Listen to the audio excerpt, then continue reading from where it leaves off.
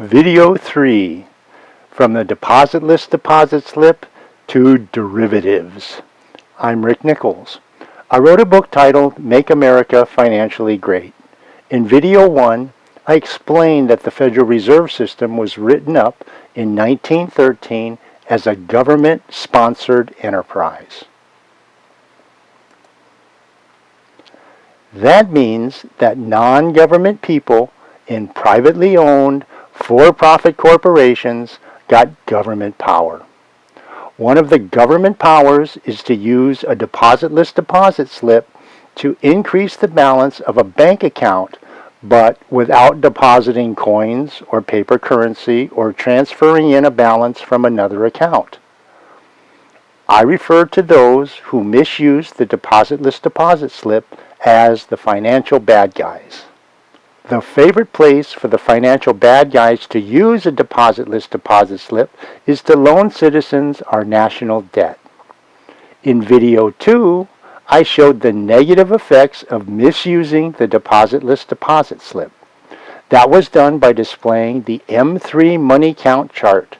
M3 showed the increase in the inventory of coins, Federal Reserve notes, checking account balances, savings account balances, and investment account balances.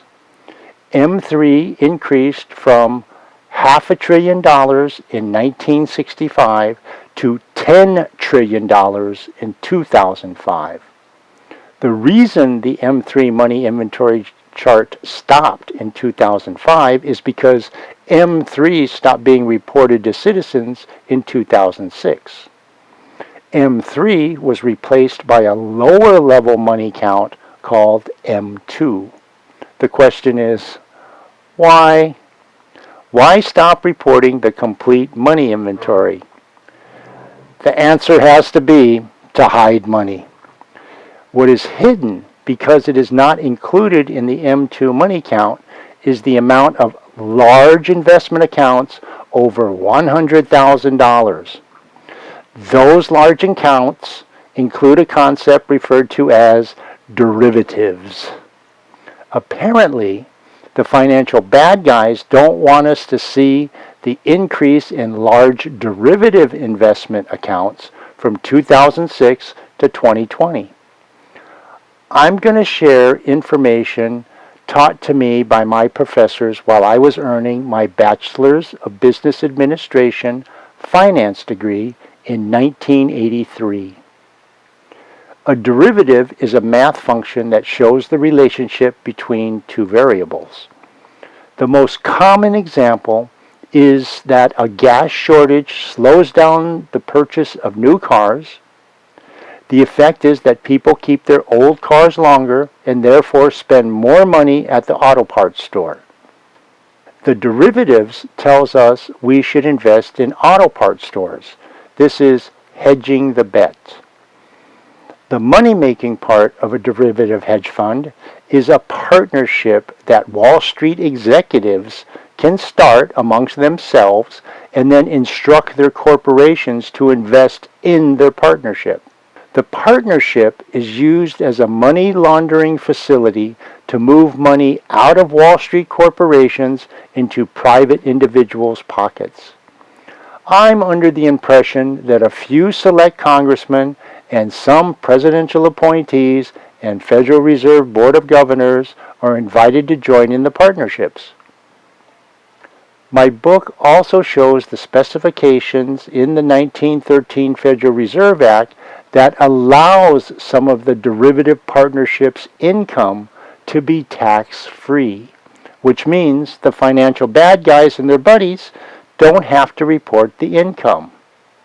In review, non-government people are using government power over the deposit list deposit slip at the beginning of the system under the guise of coining new dollars as bank account balances. The increased bank account balance is loaned to citizens under the concept called national debt. Citizens pay back the national debt with the reality of tax dollars deducted from our paychecks. The profit from the tax dollars is transferred out of government and into Wall Street corporations under a concept called open market operations. Then Wall Street corporations use another concept called derivative hedge funds to transfer the bank balance dollars out of Wall Street corporations and into the pockets of the financial bad guys and their buddies. The financial bad guys' strategy was to hide the amount of their profits hoarded in derivative hedge funds by reducing the category of money inventory reported from M3 to M2. The M3 money inventory count stopped being published in 2006.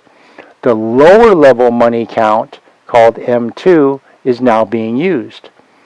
M2 includes coins, Federal Reserve notes, checking account balances, savings account balances, and small investment accounts. Missing is the large investment accounts over $100,000. In 2005, M3 was $10 trillion and M2 was $6 trillion. That means that reporting only M2 hides at least $4 trillion from citizens. The M3 money inventory report stopped in 2005, but the M2 money count continued, and it increased from $6 trillion in 2005 to $18 trillion in 2020. That means the M2 money count tripled in 15 years. And remember, those years included the real estate crash, Wall Street bailout, and a very long recovery period that included savings accounts paying less than 1% interest on savings. By stopping the M3 report, the financial bad guys have hidden from citizens their stash of U.S. dollars and large investment accounts. The amount they are hiding is at least $4 trillion. This is why I refer to the financial bad guys as infinitely rich.